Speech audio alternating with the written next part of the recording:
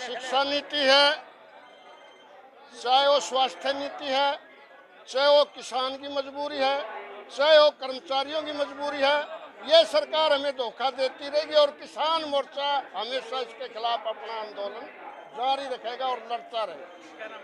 महावीर गुलकर्णी बैरागी।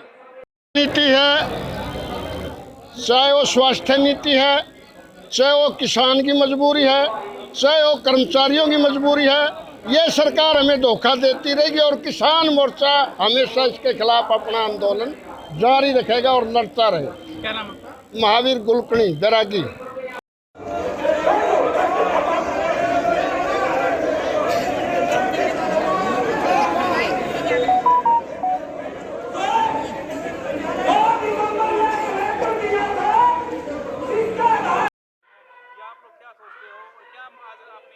उसके लिए तो ये आ ही गया। अब ये कोरोना कुछ नहीं है। आपने देखा नहीं आज कनाडा की कितनी बड़ी खबर निकल रही है वो हैं, जब वहाँ का राजा ही भाज गया उसको कोरोना का बाबत है, तो यहाँ कोरोना कहाँ आ गया। रोज की रोज ये अपना आप कहने लग रहे कोरोना रहा नहीं रहा, तो मुकम्मल होया काम। तो किस बात के नाम की कंडीशन, किस बात के नाम के स्कूल बंद, उनकी शिक्षा जो है नहीं खत्म करके आगे तो बच्चे जो है नहीं कुछ आगे पद्धति पर्या पढ़ाई ना सीख के आगे जो है नहीं अपना काम ना कर सके, उसके ऊपर जो है नहीं रोक लगाने के लिए ये काम है। अगर स्कूल बंद कर दो तो क्या मानते किसान शिक्षा को लेकर लड़ाई लड़ेंगे? हाँ, सारी बीच में ही है हमारे ये आंगनबाड़ी वाली है। ये इतने दिन के मुलाजिम आज किस बात का नाम की आ गई ये बात। क्यों प्रोजेक्ट ऐसे बनाते हो जिससे आगे जो नहीं आपने रोकना पड़े उसको। रामफल कंडेला, उपाध्यक्ष भारतीय किसान यूनियन भारत। वही उससे भी ज्यादा सख्त है, उससे नीचे नहीं रहेगा, उससे ज्यादा सख्त होगी और सारे इंडिया में होगी।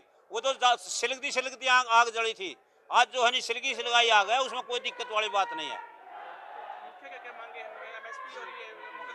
हाँ, मुकदमे वगैरह ये सारी चीजें हैं जी।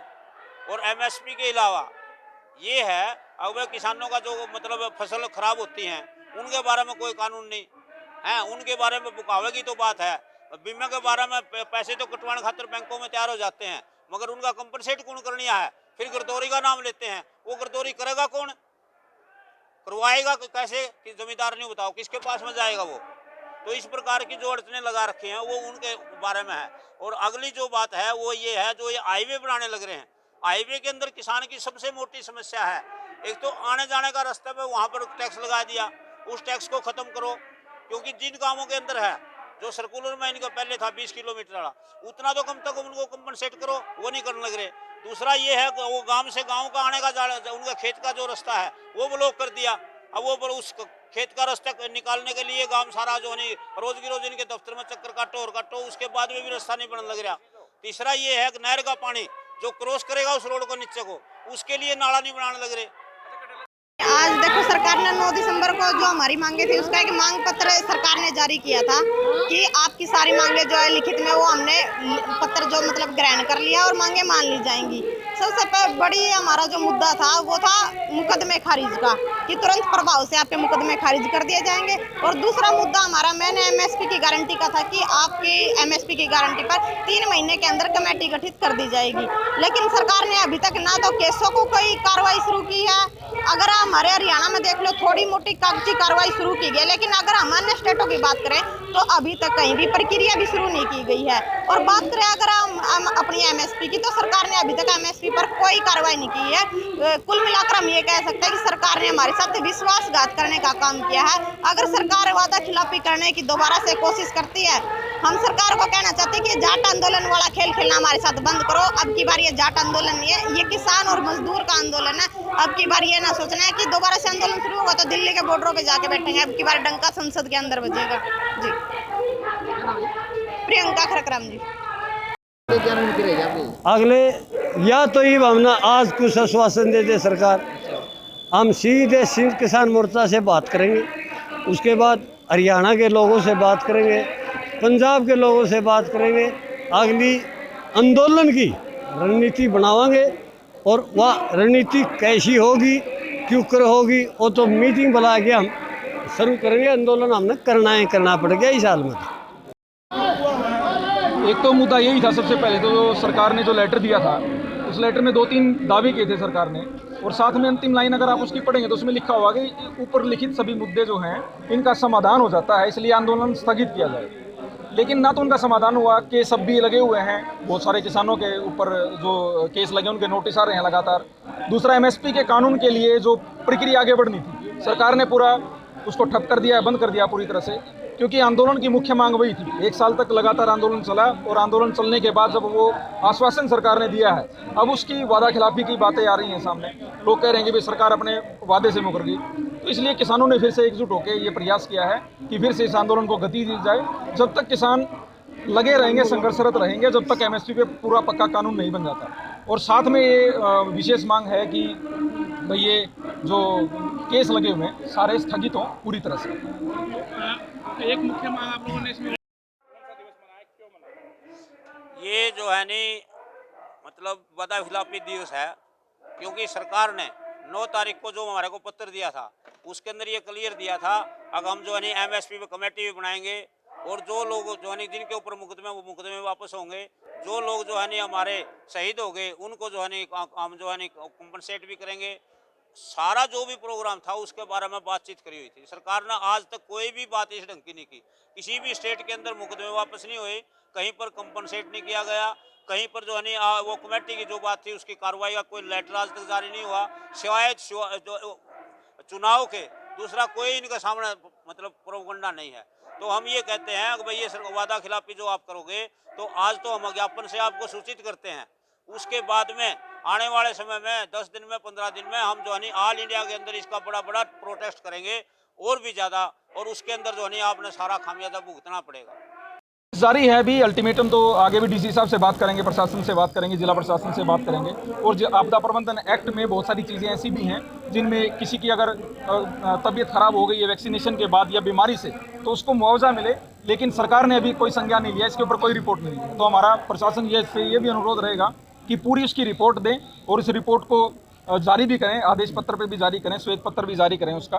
क्योंकि जैसे कि सरकार ने एक ऑर्डर जारी किया है जिसमें 1 फरवरी को स्कूल और जो कोचिंग इंस्टीट्यूट है वो खोलने की बात की है, लेकिन साथ में उसमें एक अनुबंध ये भी डाला गया है कि 15 साल से ऊपर के जो बच्चे हैं उनको वैक्सीन लगाया जाए।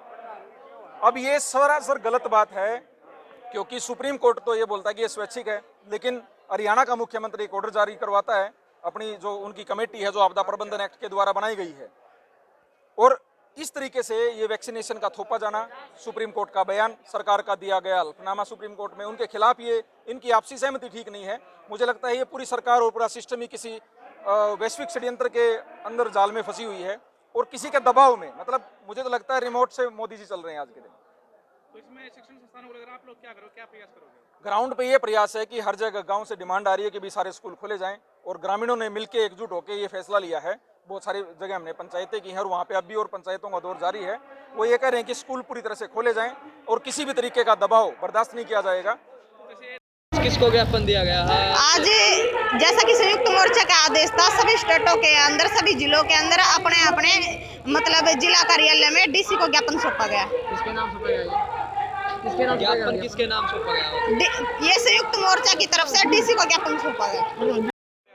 उसमें रोड मैप ये है, सबसे पहले बात तो स्कूल खोले जाएंगे, पंचायत ग्राम सभा मिलके, क्योंकि ग्राम सभा की शक्तियां आप जानते हैं, ग्राम संविधान ग्राम सभा को ताकत देता है, तो ग्राम सभा करके ये प्रस्ताव पास किया जाएगा कि स्कूल खोला जाए और उसमें जो टीचर हैं उनको आना पड़ेगा। अगर वो नहीं आएंगे तो हम अपने टीचर वहाँ पे बैठा देंगे। तो क्या ये मानते हैं कि शिक्षा को लेकर सरकार की क्या नीति है, आगे किसानों को क्यों लड़ाई लड़नी पड़ रही है?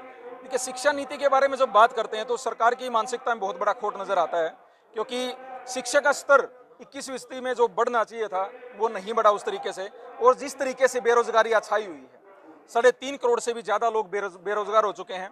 जिन कंपनियों में 200 एम्प्लॉई काम करते थे, आज वहाँ पे 25-30 काम कर रहे हैं। तो लॉकडाउन लगा के जनता को बाध्य किया गया है, और बेरोजगारी नहीं, सरकार का बेकारी फैलाने का प्लान है, और ये प्लान सक्सेस नहीं होने देंगे, क्योंकि गाँव और ग्रामीण पूरी तरह से जागरूक हो चुके हैं। कब तक अल्टीमेटम है?